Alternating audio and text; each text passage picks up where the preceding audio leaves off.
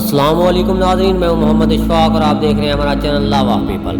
ناظرین، بحیرہ قیانوس میں لاپتہ ہونے والی آبدوز کا ملبہ مل گیا ہے، مگر اس میں موجود انسان کہاں گئے؟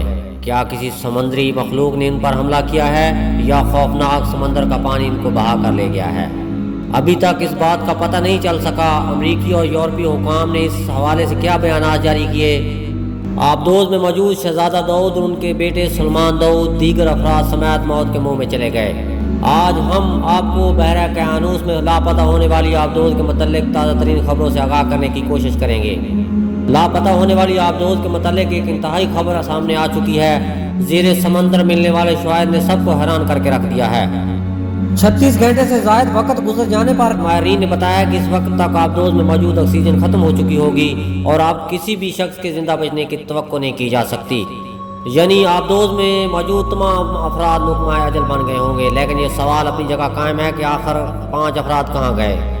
آبدوز کا ملبہ بحری جہاز ٹائٹینک کے ملبے سے 1600 فٹ دور سے ملا ہے۔ آبدوز کا ملبہ اسی علاقے میں ہے جہاں ٹائٹینک کا کوئی ملبہ پہلے سے موجود نہیں، جبکہ جو ملبہ ملا ہے وہ آبدوز کے پچھلے حصے کا ہے، جس میں حصے میں لوگ موجود تھے۔ وہ ملبہ اب تک نہیں ملا۔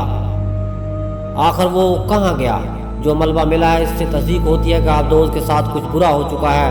آبدوز ٹائٹینک کے مالک کمپنی اوشن گیٹ کے شریک چیئرمین نے کہا ہے کہ ممکنہ طور پر زیر آب آبدوز پھٹ گئی ہوگی۔ ان کا کہنا ہے کہ اگر مزید ملبہ ملا تو میرے لیے یہ تعجب کی بات نہیں ہوگی۔